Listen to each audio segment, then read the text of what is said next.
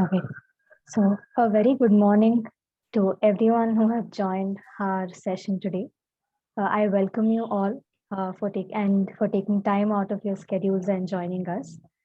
Um, so, as you all know, today's session is all about being positive, and for that we have one of the very like all of you know, we have former IPS officer and the youth icon, Mr. Annamalai, who has joined us today.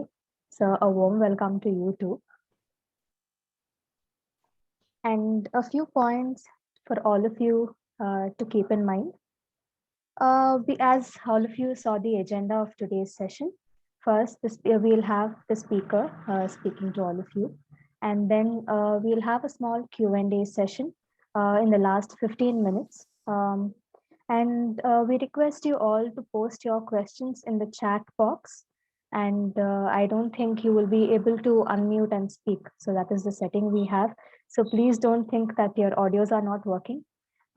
Please drop your questions in the chat box. We will read them out to the speaker during the Q&A session, and he will answer your queries. Also, please note that we will not be entertaining any kind of political questions, and we are recording the session. So in case any of your friends or any one of you are missing out on the session, we will be uploading it on our Facebook page, and they can look through the session. So I also have with me our director, Mr.K Annamalai. So, sir, I request you to take over from here to introduce the speaker to us. Good morning, everybody. Thank you, Manasa sir. A special warm welcome to all the participants today for this MICHI session, and a special welcome to Mr. Annamalai also. At this juncture of our MICHI, it is usual to introduce the speaker. In this case, I certainly do not want to do a very cliched introduction because he is fairly well known and a very popular figure. So I just want to restrict my introduction to two focused points. The first thing is that in the context of Mr. Annamalai, the first thing is that he is straddled across multiple domains with tremendous ease. The first thing is that he was in the engineering domain. Then he moved on to management at a top management institute. And then the most coveted civil services. Now, here comes the most interesting thing. Post that, he did what many would think is very shocking. With Elan, he just dived into the world of politics, which only holds uncertainty and unpredictability in terms of what it offers in return. Now, quitting a civil services position and taking this kind of a jump in a typical Indian context is quite unthinkable, because that position represents tremendous power, and therefore many would kind of deter in terms of even thinking about something like this. That he just with ease walked into or walked out of that, I think is a very remarkable thing. Now, if this is not inspiration, then what is? I think that is one very big message for the youth. That is the one point out of the two. The second thing that I want to mention is that in my interactions with him started sometime in late February. And at that point, as we kept communicating, we were discussing many things, but until the first week of April, for reasons all of us know, it was not possible to have his session. And what happened, unfortunately, in April was when I actually wanted to have the session, was that he was hit by a bout of COVID, and he needed time to kind of recover from that, take care of his health, etc. So then when I approached him again in late April, mind you, before the results came out, this was before the results came out. I was a little skeptical though. I thought it's not going to be possible, unfortunately. But then in my discussion, he made a very important point, and this is the second point I want to emphasize, which is that he said, look, politics, becoming a legislator, all these things are all, routine stuff, nothing, no big deal. But that I want to be, as in he wanted to be, in constant communication with the youth. And therefore, he assured me that this session will happen. Honestly, until then, I didn't think it will, because given his health and all that. But that was a moment when it kind of, we kind of crystallized our intent to get him on board for sure. And that is the second point I want to say in terms of what persona Mr. Annamalai represents. So this is briefly that I think I should say about Mr. Annamalai, because everything else is in the public domain and people can look up, right? Like I said, I don't want to repeat a lot of that. Now, having done that, I want to, before I hand it over to Mr. Annamalai, I just want to make a rapid fire introduction of Sakuraa Nihongo Resource Center. My colleague will just help me with the slides. It won't take very long. First thing is that in terms of who are we?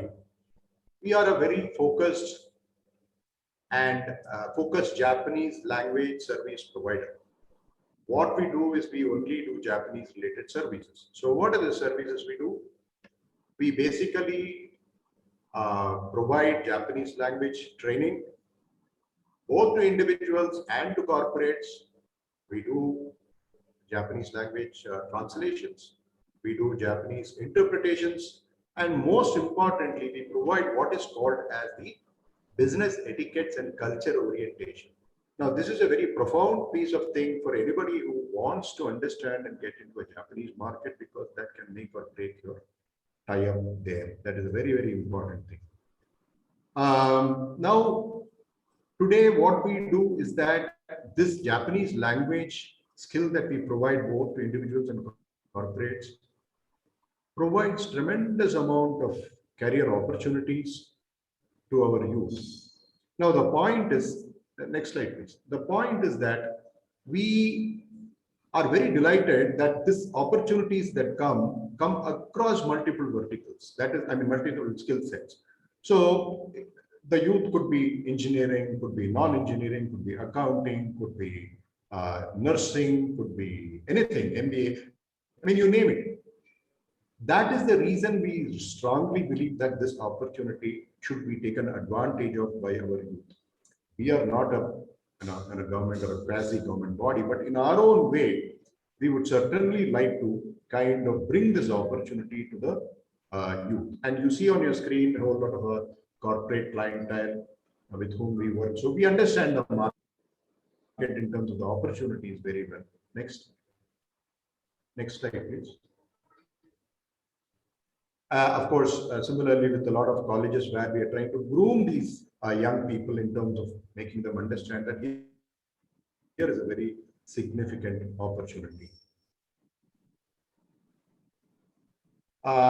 These are kind of credentials that we are very proud to carry, because these are all organic. They've come over a period of time. This is our 21st year, and we are extremely proud of the kind of credentials we carry in the context of our Japanese language training services.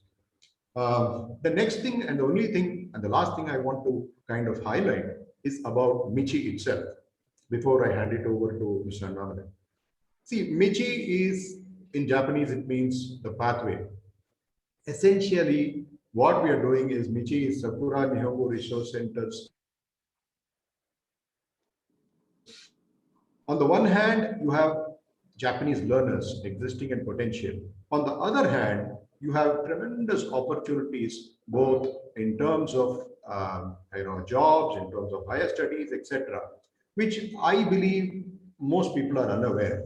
And therefore, we want to take this and bring it to the learners of Japanese. The best way to do that would be to actually get the industry icons to speak to them. And that's exactly what we've been doing. MICHI is completely free and it is targeted at the youth. So they hear all the time CEOs and chairmen of large Japanese corporations, other companies, talking to them about what kind of opportunities are there and why should they learn, what kind of job, what kind of salaries. I mean, it's all the recordings are there on the Facebook site. Even if you missed a particular session, you can always go back and look at it. But we certainly want people to benefit.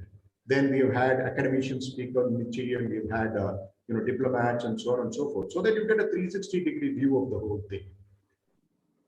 However, today's topic is very different from what we normally had until date, and I don't think I need to emphasize its relevance because today, currently, I think we are all enveloped in a dense fog of negativity, some of which I think is genuine, but my personal view is a lot of this is kind of manufactured and injected into the collective psyche of this nation. And therefore, I think this topic today is extremely relevant.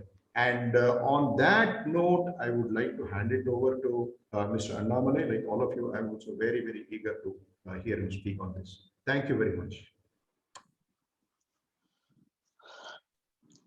Thank you, sir, for the gracious introduction as well as for an overview of what your company does. Thank you so much. It's been long, 2-3 months. We were trying to catch up each other. Finally, we were able to do this. I'm very grateful to you and your team for your patience, sir. Today's topic, as you rightly said, is I think a major deviation from what the MICHI talks have been happening over the last few months. I've got some of the talks on the internet, and I've seen most were business related, cultural related. So today we have taken a decisive shift, and we have gone to a topic that we call as positive thinking, the magic potion for progress. And good that all the speakers, the listeners here are very young. Probably they have a big life ahead of them, and they're looking forward to a big life. But the times now, especially over the last year and a half, it has disrupted people's routine in a major way. Nobody is able to have a set routine now. Even as I can see, most of your classes must be going online. And that disturbance of a routine itself will have a lot of problem, because you don't meet friends often. You don't have your ways in which the youth of this nation find ways to mingle, find ways to discuss, find ways to debate in the open society. That is not happening now. You are all restricting them to a small room, small house, small office, wherever they are staying. So this naturally breeds a sense of negativity, thinking everything is gloomy. Because the last major thing the world has seen something like this is World War II, 1940s and 45s. Before that, not majorly World War I, but Spanish flu from 1919 to 1923. Very gloomy. Every second day you see a relative dying. Every week you see a major news somehow that is upsetting. So in this plane, we have decided to go with a topic called positive thinking, the magic potion for success. Now, before I dwell into the topic, I will take a very eminent guy from Japan only, the current Prime Minister of Japan, Mr. Suga. So I will start with him, and probably is one guy whom he can give us a very ready-made example for positive thinking, for waiting for his time, and not allowing circumstances to overwhelm him. Suga is a new Prime Minister for Japan, aged about 71. If you look at his profile, the previous Prime Minister of Japan, Mr. Shinzo Abe, he at the age of 66, due to his health complications, he left his position. And a guy who was older to him, who's 5 years older to him, who's much more fitter, much more younger, at the age of 71 has taken over as the Prime Minister of Japan. Now, when you go through the profile of Mr. Suga, whenever you have time, when you read about him, you will clearly see this guy never allowed the external circumstances to control him. Maybe the first lesson for positive thinking is you majorly don't allow the external circumstances in a negative way to control you, because you know for a fact you can't control that circumstance. That is not in your hand. It all happens for a reason. And you and me in the large universe, we don't have tools to go and set up everything there. As they say, a small butterfly effect. can create huge amount of disturbances outside. So the first thing, taking example from Mr. Suga is also, he never allowed, he was born to a strawberry farmer. Till about the age of 40 to 45, he was working as a salesman. Then he became a secretary to a parliamentarian. Then by 50, 55, he was number two to Mr. Abe, running the office for him, running the party for him. Then always maintained his mind fresh, always maintained a very positive way to look at politics. In fact, if you look at some of his profile, it says uh, he maintained a very disciplined lifestyle, meaning comes to office at 9 o'clock in the morning, gets up at 5, does a 40-minute walk, day in and day out, never deviate from it. 9 o'clock reaches his office, does a 2 dozen meetings, eats the same lunch over the last 20 years, never changing his lunch, the same restaurant he orders. Then night before going to sleep, he does about 100 push-ups and then he sleeps. Now, what does it tells us is, I've seen many people who are very good in their field. So everybody has got a routine, and these people never deviate from that routine. Because when you stick to a routine, you don't allow the external circumstances to control you, meaning you got to get up at 5. It doesn't matter what time you sleep. The external circumstances cannot dictate you. And then you got to be in the office at this time, you are in the office at this time. So whatever you do, for example, if you look at Manmohan Singh, he wears the same kind of turban. Probably previous President Barack Obama, always wears a black suit with a blue color shirt inside. Or if you look at businessman, probably Mark Zuckerberg, a gray color sweater. If you look at any person from any field who has achieved a degree of eminence, all those people have got routines. Now, the problem with the current younger generation, whenever we say negativity, whenever we see it is not happening, we don't have routines. We don't do the same thing every day at a certain time. Agreed, COVID-2 wave has disturbed your routine, but you can always find a new routine inside the house. Be it your waking time, be it an exercise time, be it a reading time, be it a phone time, be it an internet time, be it a social media time, be it a family time. If you can bring that routine inside, you will see very clearly your life will not be allowed to be taken over by the external circumstances. That is one lesson. If you look at Mr. Suga's life, very readily we can see. And this guy waiting for his chance. At the age of 71, he gets his chance. Maybe the same thing you can say for the current American president, Mr. Joe Biden also. Waiting for his chance till 79. At 79, probably the oldest president of United States of America. But again, if you study into his life, you will see a routine, an exercise routine. You will see a peloton bike riding. You will see a walk. So the reason I'm giving you all these things even before I start is, it's very easy to give you hi-fi funda about positive thinking, this, that, and psychology. We can quote it, but it's very, very tough to implement in your life because many things it looks really insane, really bizarre to implement it. But if you start going by a set of series of routine, it becomes very easy for you to stick to that routine because something bad in your life happens. Because if you look at it, the topic that we have mentioned is positive thinking, the magic potion for progress. We never mentioned success because success and failure are inevitable destinations when you go in a path. You cannot, it has to happen. That's why the Chinese philosophy, it always talks about yin and yang. Because for every success, there has to be a failure. And both have to coexist, only then the balance happens. You cannot always say that you are successful, because what you see in a person's success is probably the outward success. Probably he must have lost or she must have lost a lot of things inside. So we will use the word called progress instead of the word called success, because success is what you define. But probably you will see, oh, this fellow is successful. You go and sit with him and talk to him. Probably he will not call that a success. Let us again take the example of Joe Biden. All we see is at the age of 79, he's an American president. Probably he's a successful guy. But if you ask Joe Biden, probably he might not enjoy his success that much because at a very young age, he lost his wife and son to a car accident. They were supposed to go out and get a Christmas tree for their Christmas celebration. So they met with an accident. The same day, he lost his wife and son. Then the next year, he became a senator. Then he got married. Then his next son has got a brain cancer, brain tumor. So, or if you take Abraham Lincoln, or if you take any business guys, any sports guys, you take any guy who's your role model, you got to study their life in detail. You should not see their life in a very outward sense. When you see anybody's life in outward sense, it appears they are living in a life of success. But when you see their life in very minute detail, you will see these people have gone through the same things that you and I go through. These people have gone through the same things: the life upsets, miscalculations, setbacks, all those things. Every person inevitably has got. But the beauty is, these people, because of their very good routines, don't allow those things to affect them, upset them, thereby deviating from the course in which they have decided for themselves to sail. So this is a problem with a lot of youngsters. So the lack of routine, it doesn't allow us to bounce back from upset.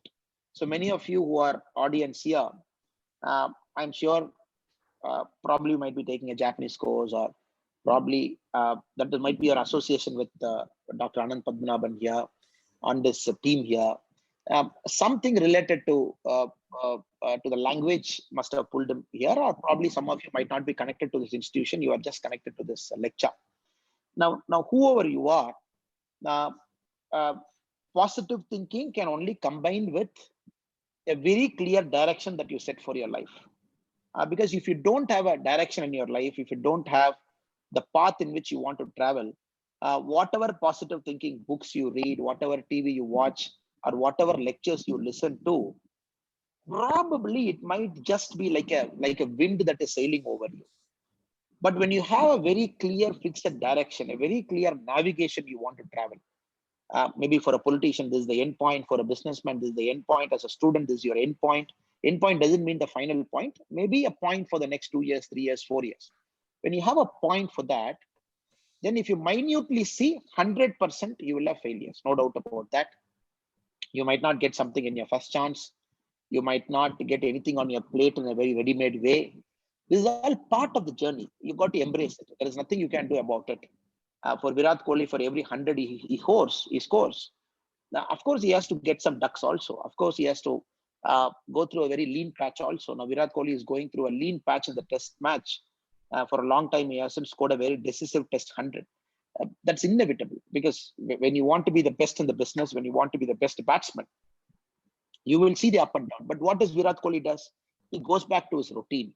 He sticks to his routine, face more balls in the net, play those balls, improve his fitness, improve his mind, try and see why is he getting out to balls like that, then probably fix it up, again go back. Because every time you see people go back to their routine, because that routine is the only thing that protects them from everything that is negativity around them. So that is one thing that we have to understand. This is the number one, maybe a discussion point that I want to put it to you, because now in this world, in this age and time, there is nothing called a one-way communication, nothing called a lecture, nothing called a speech. It is all a discussion point. So whatever we speak now, after that, you got to apply this filter to your role models. Whomever you have taken as your role model, you got to apply this filter to their life and see, okay, this guy has got failure. This girl has got failure. This woman has got failure. Whoever is your role model is, apply this filter and see how did he bounce back. Did they bounce back by giving it up and doing something new, or did they bounce back by sticking to a routine, thereby not allowing the negativity outside to come and hit them? The second part is slightly more philosophical, because in the Western countries, there is a prize called Templeton Prize. Just yesterday, the prize got awarded to an American scientist who has done very pioneering work in chimpanzees in the African forest. When you see the Templeton Prize, some of the world's best people get it every year. One prize is given. The Templeton Prize talks about the person who's eligible is the guy who's able to combine science and spirituality. And a person who's able to do that preeminently gets Templeton Prize every year. Now, the spirituality or a bit of philosophy, whichever way we look at it, now, especially most of us are not taking a liking to it. Probably everything we are looking at life in terms of ones and zeros. So a bit of spirituality, a bit of philosophy, if you take into our life, you'll understand There is nothing called success and failure. The yin and yang has to balance eventually. And for one thing that you take from the nature, there is other thing that you lose. You are very good professionally, probably personally you will lose it. You are very good personally, you will lose professionally. Or nobody can be the master of everything. I'm good at personally, I'm good professionally, I'm good this. Nobody can be like that, because life will eventually balance it out. So that needs a bit of detachment. Whatever you do in life, competition is fine, because all our textbook talks about competition. The entrance examination talks about competition, and everything talks about being that number one, number two, number three. It's fine. But everything you got to see with a sense of detachment. Because I remember when I look at the newspapers, when I was doing my 10th standard and 12th standard, the newspapers, the first page carries about the person who has got the state topper, the number one, number two, number three, number four. The 12th class talks about state toppers. I really don't know where are they now. Have they invented any medicine that has changed the humanity's progress? Have they done something that has changed the life the civilization is living?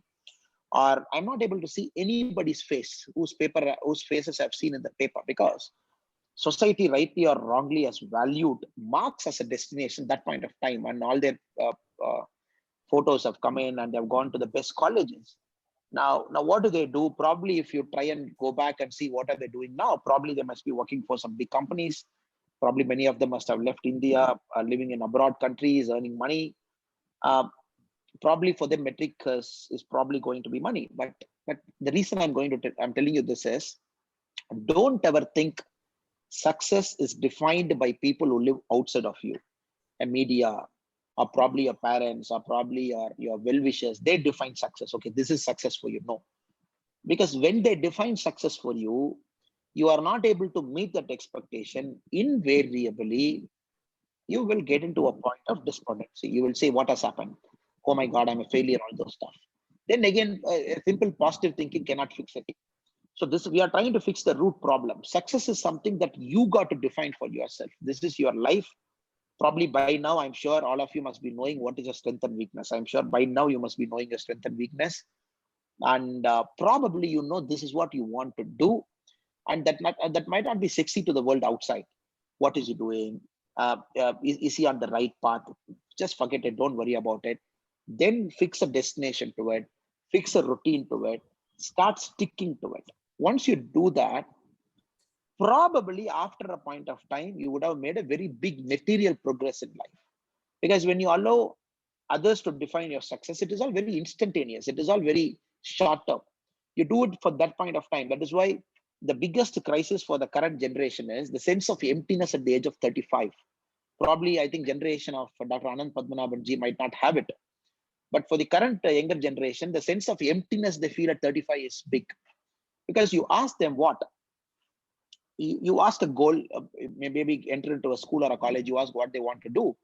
They say, I want to earn money, great. I want to buy my first house, great. I want to buy a great car, great, absolutely fine.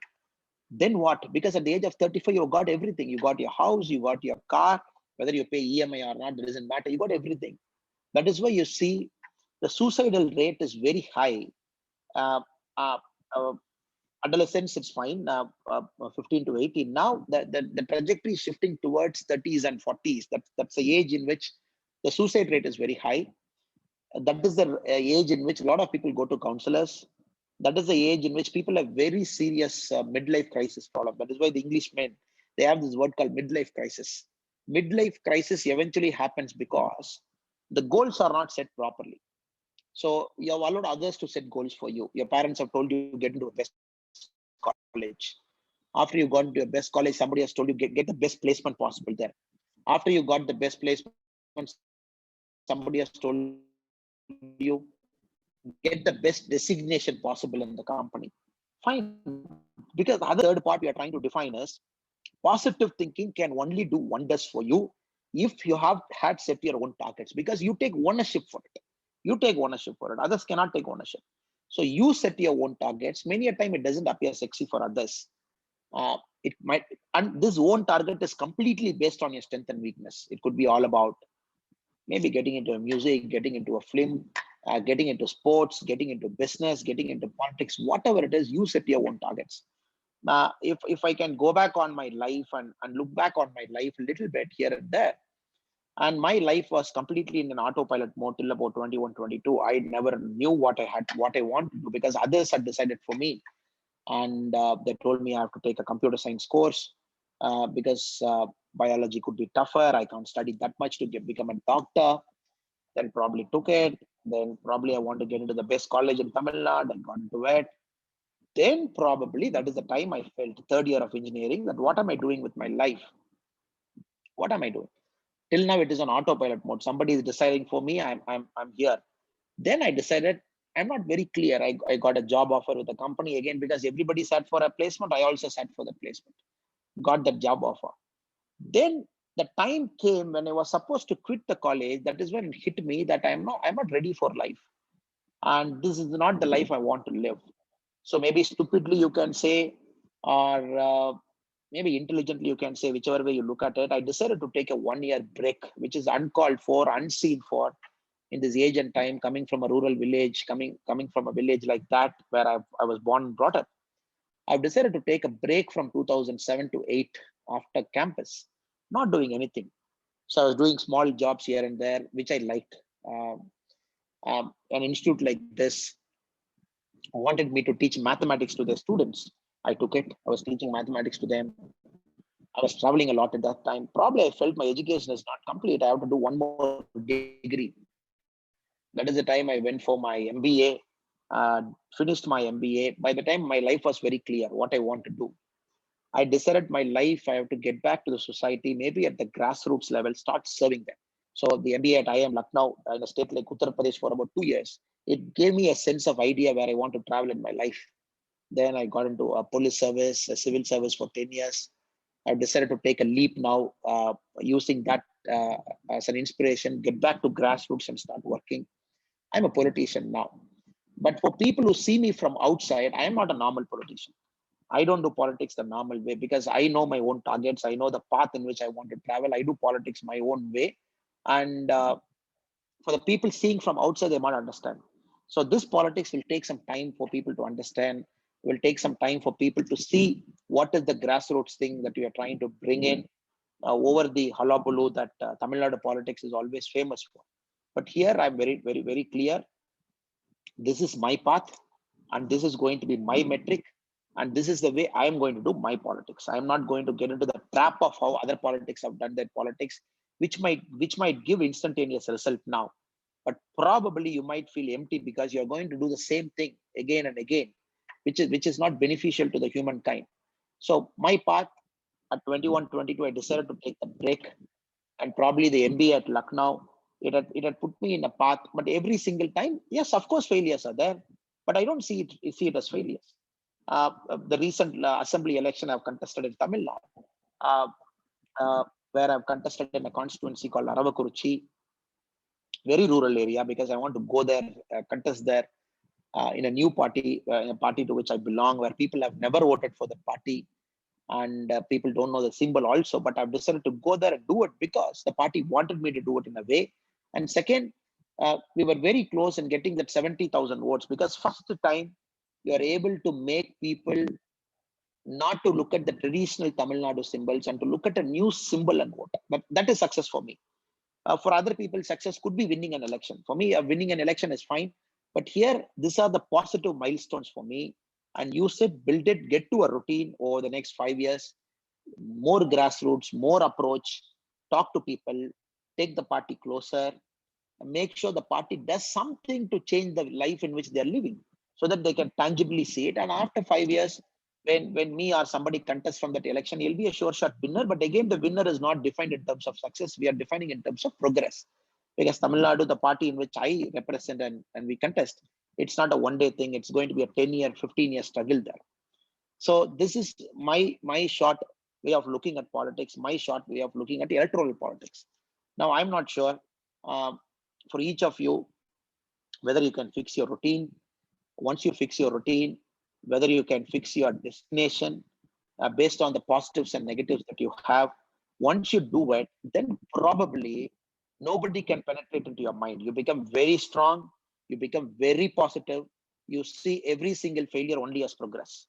Uh, uh, because that is very important, because you got to plan your life for 40, 50 years ahead. Because a long life, a long positive life will only help you to achieve the tangible reward you want to do it. Maybe as a businessman, you can really change the way you want to do business. Maybe as a student, you can change the way you want to look at life. Maybe as somebody in politics and sports, whatever it is, you can leave a mark behind instead of not going behind that instantaneous craving. So we spoke about routines, for which we took some examples. And Abraham Lincoln is a very, very great example, a big inspiration of mine. I've spoken about it many times, and there are many YouTube videos where I've quoted Abraham Lincoln also. But this guy, whatever happens, never fails to read for at least 2 hours a day, because that is his routine. He has to read. And just like a cricketer who wants to go back to the nets to practice, and this guy has to read, keep improving, keep understanding what is happening in the outside world, become a good debater. And that routine you do, it could be getting up at 5 o'clock, it could be walking, it could be going to a gym. That could be one kind of routine. The other kind of routine could be reading. Other kind of routine could be walking. Other kind of routine could be meditating. So whatever it is, that routine is what it brings you back to your original self.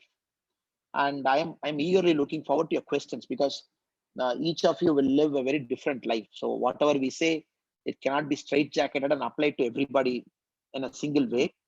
But these are some things which I felt in the initial part you got to take care. Now the second part of a positive thinking is always have a sense of balance. Since we mentioned about spirituality and philosophy, have a sense of balance. And what is risk in life? For somebody, risk could be jumping into a diving pool. That could be risk, because so much water, sir, what if I die? For somebody, the risk could be one step up.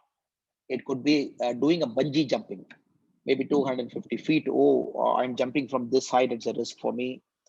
For somebody, the risk could be maybe doing something that they've never done in their life before.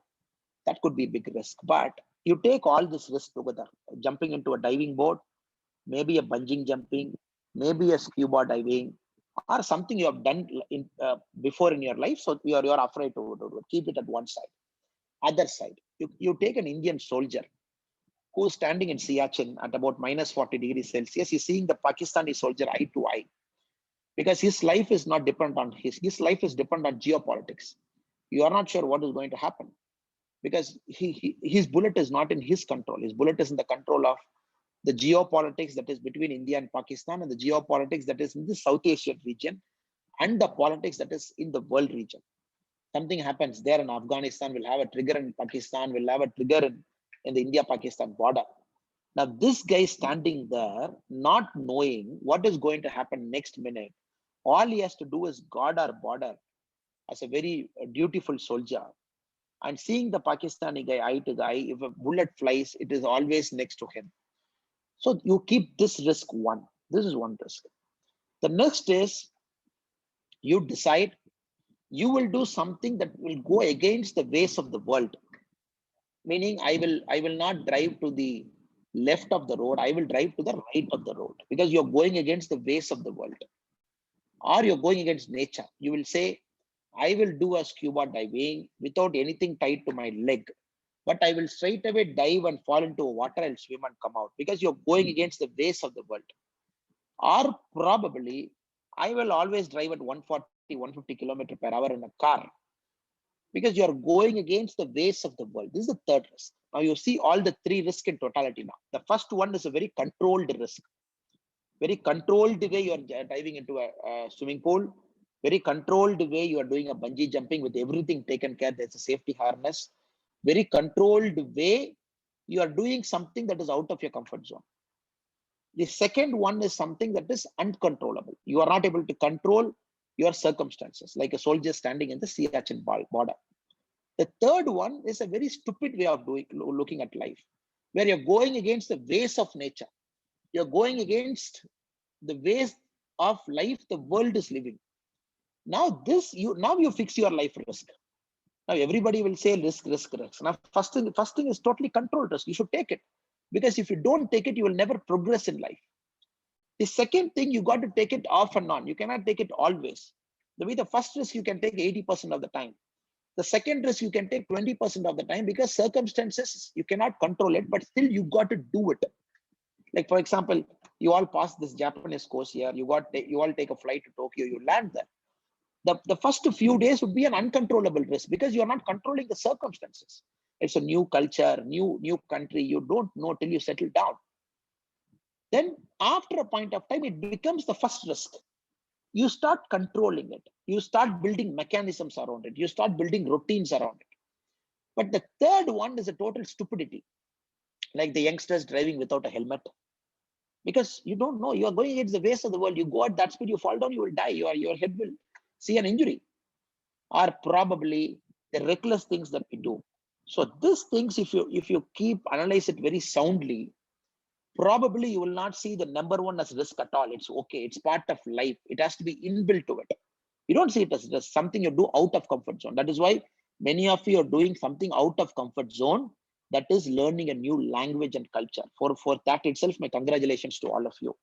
Because you have decided the number one risk we are talking as a very controlled risk that will give some kind of progress to you. In such a country, such a big country, 130 crore, very few people can speak Japanese. Very few people can link themselves to a new culture, link themselves to a new country, which means you are creating that opportunity to you by doing that course, whatever course you are doing in this institute. That is a very controlled risk. Only controlled risk will give progress. Not taking risk will never give you progress. It will only keep you at stable at one point of time. You can feel very happy. It is like a mouse running in a circle at one thing. Or you ride a cycle by putting a stand, but it will not take you anywhere. The second risk you got to take off and on. That's okay. Like a political risk I've take, like some risk you take, that you got to take off and on. Many things you can't control, but once you take that risk, you will eventually find a way to control it. Next time you control it better. The third one, don't do it. Now, every time you are in the number one routine, positive thinking will invariably give you success. Invariably. The success is a model. You got to build that model for yourself. Positive thinking is one part of the model. Positive thinking is not, again, progress. I'll use the word called progress. Positive thinking is one part of the progress. Positive thinking is not a whole progress. You can have all kinds of positive thinking, but at the end of the day, you got to go out and work. And routine is another part for it. Then you have a bit of philosophy, a bit of spirituality to see life with a sense of detachment is one part to it. Then taking risk in a very controlled way is one part to it.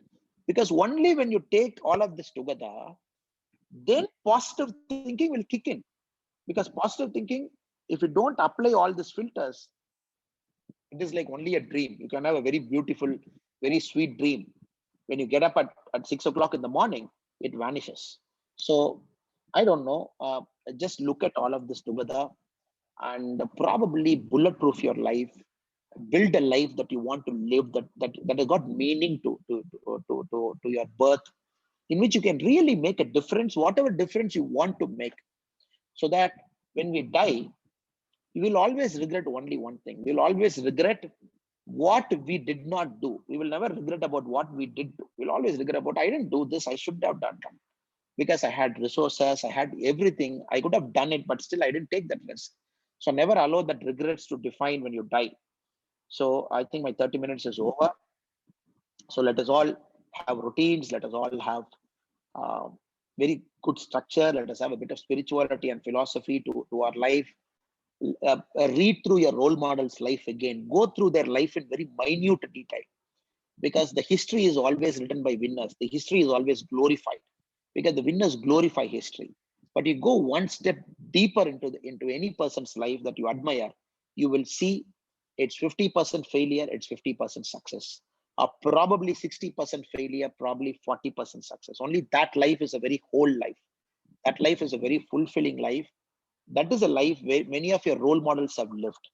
And copy that structure. See almost a very crushing failure. How did they come back? What is the routine they got back into? How did they have that sense of detachment? What is the next risk that they took, which is a very controlled risk? Once you look all of this in totality, I think your life will become more meaningful, more fulfilling. I once again thank Anand Padmanabhan ji and his team for this opportunity to talk to you, because we are doing a very Japanese thing, on time with perfection. So I will not deviate the time given to me. Any questions you have, I'll take your questions. Thank you so much. Thank you very much, sir, for all your inputs. I now request the participants to drop in your questions in the chat box.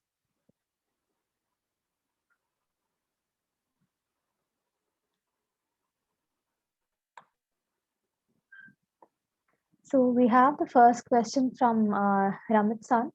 He says, sir, in a time of so much uncertainty when negativity thoughts easily distract, what are your tips on keeping oneself focused and maintaining concentration on important tasks? You could see this in two ways, because I was also COVID affected during my campaigning. So since I had to interact with so many people, and after that I was in a forced quarantine for almost 20-25 days now. So most of the things I do, like in Tamil Nadu, like Karnataka, we got a full-fledged whatever is happening, you can't go out now. It's a very hard lockdown. Now we can see this in two ways. For the last 8 months, I've been traveling very much, daily meeting about 500-600 people. And that is one part. Now, last 2 months, maybe 1 month, just sitting at a place, sitting at a house. Now, I've chosen to see this in a very positive way. Now, how I must have read about 15 books in the last 30 days, because my reading list is pending for a long time. I got back into my yoga routine now. And whatever gym equipments I'm having, I'm able to do that. I'm able to spend time with my family, and I'm able to get a very good sense of where am I going now. Is there a small deviation? Can I get back to that? Meaning, I'm getting back into that life of routine. So this is how I am seeing this. I am not seeing this as, oh, I'm not able to go out, I'm not able to meet people. Because when you go out, we are only creating that extra trouble for the government. Probably we are either a virus carrier, or probably we will catch the virus ourselves and come back to home. So these are the times when you see your life very holistically. I don't know, brother, exactly what circumstances you are in, what circumstances you are in now. So I cannot generalize my thing and talk to you. So I would only say, sit down and keenly look at your life, see where you are, where you want to go. Because Karnataka has extended your lockdown by another 14 days now. So which means till June 7, I was told. June 7, 8, I was told. So now utilize this time. Can you do that long pending reading? Can you do a lot of self-improvement for you? Because it's all self-improvement. When you build your body, Tamil, we have a very beautiful power. We say, சுவர் இருந்தால் மட்டும்தான் சித்திரம் வரைய முடியும். Only if there is a wall, you can do a painting. When there is no wall, how can you do a painting? That wall is a self-improvement now. So do that self-improvement now. So choose to see it. Maybe when you open the Hotstar and all the things, Amazon Prime and everything, Netflix that you have all kind of crap loaded inside. At the same time, you have all kinds of greatest things loaded inside. Some of the best things are right inside. It only is, how do you want to see it? You want to binge see serials after serials and blah blah blah, whatever it is, or you want to consciously pick, I want to see this. Just for information, since you asked this question, I felt I am not fluent in Hindi. From yesterday, I've started an online Hindi class also. Yesterday is my first class. I have 36 sessions. I'll try and finish it before the lockdown is over. Now this, I felt, okay, I have to improve this, I have to improve that, I have to improve that. Get into a routine. Now routine, I've given times now, I can't deviate from it now. So I would advise you, brother, to see your life very minutely, build that routine, and just don't worry about what is happening outside your door. That is not your problem, that is not my problem. Though I feel very sorry, very sad for all the people that is happening outside, you and me can do whatever is possible. We can sponsor food for them, we can sponsor as a politician. I do n number of things to make sure that their life is better. But I have to restrict myself within government guideline. I cannot go out. I cannot go and create that more trouble. So do that. I think you will start seeing a small shift in your thinking. Thank you so much for that question. Next question. So could you please tell us how you are balancing your personal and political life? I'm very, very clear that because if you see my Twitter also, that profile I've written, I am a father first, I am a husband second, then I'm a people's man. So this I'm very clear. There is a family that is dependent on me. I want to work, make sure they live happily, and I have a son and a daughter, and I am responsible to them, because if I can't do proper parenting to them, how will I go and serve the society if I can't take care of my own son and daughter? So my life, I'm very clear what are the priorities, and I spend quite a good time with them, quite a lot of time with them. And for me, my personal life is the anchor, that anchor which holds me. If I lose that anchor by flying out, probably I will fall down. So my anchoring is the simple things in life. My father, my mother, my personal things are probably the farming that I do, the sheep and the cow that I have now. I'm a farmer, full-time farmer also now. So these are my anchoring points in which my politics is built. Whatever learnings I have, though I give a lot of time to politics, I give about 14, 15 hours roughly during the campaigning. I gave 16, 17 hours also I gave. But if I don't keep my personal life intact, so that anchoring will fall down. So instead of using the word called balancing, I would use the word called anchoring. So always keep your personal things that will has to anchor you. You work for a company, but that work cannot define you. What can define you as a person is who you are as a person. That is your 30 years of upbringing. That anchoring is good. Your professional life would be great. Uh, Professionally, you try and do everything by compromising on your personal things. Probably everything will start coming crashing down. This is applicable to me. I'm not sure. You please look into what I said. You think it makes sense to you, probably you can redefine the way you look at professional thing in your life. Thank you so much. Next question. How do we decide the sense of detachment? This may be in a personal or a professional section of the book in our life's journey.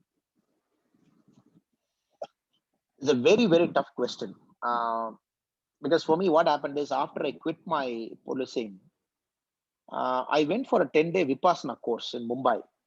So you all know Vipassana is a very Buddhist way of doing it. And 10 days you don't talk, you cannot talk, you cannot see anybody's eyes. You got to maintain an absolute silence, because that is the only time you start listening to what is inside of your, because a lot of guys are talking inside. End of the day, it's Panchabhuta, your whole body is made. It is not like the Western science, tissue and cells that make you. The whole host of things that is inside. So you got to listen to it. And for me, the 10-day Vipassana course in Mumbai, brother and sister who's asking this question, uh, just don't talk to anybody for half a day. You will see how tough it is. You don't see anybody eye to eye for one day. You know how tough it is. You do this for 10 days. Vipassana, some people do it for 30 days. Some people do it for 60 days. Some people do it for 90 days. The biggest of Tibetan monks, they do it for a year, 365 days. And for me, that was a very, because policing all about chatting, noise, and then you are always on the scene and everything. I wanted that detachment to get back into my life. So you got to find that thing. Before that, I was on a Kailash spiritual journey for about 69 days, 2018, the whole of August and September. So I consciously have put me in a path over the last 2-3 years to try and live a life that is more holistic. At the same time, that is detached in the sense, there is this very beautiful proverb. Somebody asked, told God, oh God, please give me the courage to do things in the way I want to do it. Oh God, please give me the all the abilities to do things in a faster way. But the last point is very important. Oh God, give me the wisdom to know the difference between when to do, when not to do. So that is what you call as a detachment. So I think you got to feel it. You got to live through it. It comes in moment of peace. It comes in moment of tranquility, where you create that environment for you. Once you're able to do that, I think you'll start understanding what detachment is. Some of the greatest. I was listen to if you're a good basketball player, and listen to some of the lectures of YouTube videos of LeBron James. Very beautifully, he speaks about detachment. He speaks about uh, being that guy, a top professional. He talks many things. What is our the Eastern philosophy? So I think you got to find your own detachment, brother and sister. For that, create that peace and tranquility. Calm down your mind. Don't go after things that you don't want. And over a point of time, I'm also work in progress. Maybe I've understood 1% of what I want to do in terms of detachment. So work in progress. Slowly, steadily, I'm reaching there. I'm sure you'll also reach there. Thank you. I think we have 5 more minutes, so I'll just pick up a few questions. The next question would be, could you please let us know how to overcome fear? And with so much of outside catalyst with negativity, people around you tend to make you more negative. I think we spoke about controlled risk. We spoke about uncontrolled risk sometime. We spoke about stupid risk. Now, fear is what is the fear now? Fear of dying. Okay, that is a fear now. In COVID, the biggest fear is fear of dying, fear of losing loved ones, fear of going back economically. These are all fears now. Now, the fear in one way you see it is also risk now. When you go out, there is a risk of dying because you catch the COVID. And when you don't work, there is a risk of not earning. Economically, you set back. Now, yes, you got to find a way to set back it in balance back. Wear a mask, eat good food, eat healthy food, probably build your immunity. That is one way of overcoming fear. Because for every fear, every yin, there is a yang, like in the Chinese philosophy. So that's one way. Now, you see, you are going to be economically offset now. Yes, after the market opens, the country will bounce back maybe about 6 months from now. Maybe 1 year from now, India will see opportunities that your parents have never seen in life. You had never seen in life. When the country fully opens, after the second wave, probably the third wave, everything is over. The IMF, the International Monetary Fund, said the country is going to grow by 10% before the second wave came. Now, in 2022, June onwards, probably you will see the country's growth you might not have seen, because this 3 years of pent-up demand has to come. 3 years of world's pent-up demand has to come. And people are moving away from China. The manufacturing will come into India. People want to offset their risk. Now, are you prepared for that? Do you have skills for that? Are you improving your skills during this 2 years of downturn? Are you just watching a Hotstar or Netflix, whatever serial is inside? Are you improving your communication skills? Are you improving your mind skills?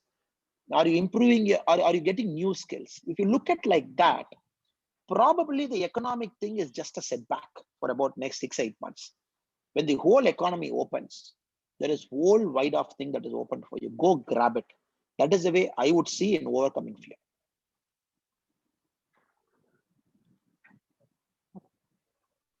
Thank you, sir. Next question. I think this would be the last question. For any action to be taken for building a career or future, would you emphasize on planning than execution? I don't know. Planning without execution is just a plan on a paper. But keeping on executing without a plan in place is like a fool trying to come around in circles. So both are important. For many things that you do in life, it could be 80% planning and 20% execution. For many things that you do in life, it could be 20% planning and 80% execution. It depends on what you want to do. But without plan, without execution, anything will fail. Because execution is always a smart work. Can you do it more smartly? Can you do it in a more purposeful way? So always see what you want to do, see the end result, identify a path, keep timelines to it, account for failures also, then you start doing it. So I would say it's a combination. It could be 80-20, 20-80, 50-50, depending on everything, but both have to be there. Both have to be part of that ingredient.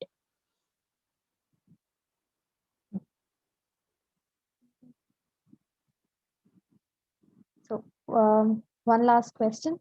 So please tell us your path towards towards becoming an IPS officer.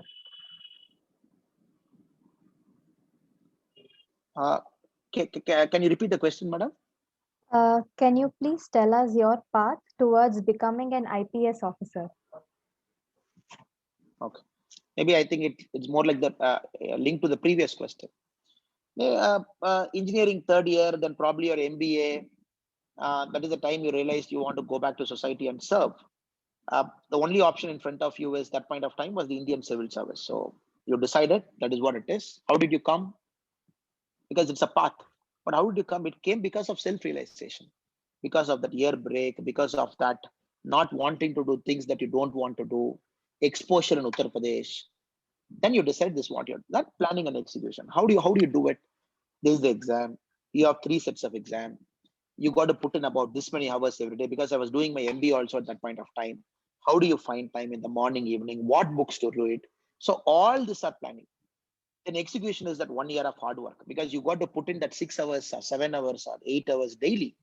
So for the question maybe I would ask you back is, do you really want to become an IPS officer? If yes, why? Then fine, which means your self-realization is done, you want to become. Second is, what is your current circumstances? Are you working? Are you not working? Are you a student? Then you got to plan based on that. Then your plan should always reflect your constraints. Plan is always a representation of the constraints around you. Can you go to Delhi for coaching? Can you be in Bangalore for coaching? Can I don't know whichever part of India you are in. Can you do self-coaching? Can you do an institutional coaching? Because these are part of the plan. All those things you got to fix it. Once you fix it, then execution, because you know what you want to do. Then you do it. Then you do it. You have books, you have coaching manuals, you have everything that you do it. So probably, but this whole path, the important part is the first one, which is the self-realization, because that is the conviction. Once you have that conviction, you do it. Thank you so much, madam. Thank you, sir. I think these are the questions we had for the day.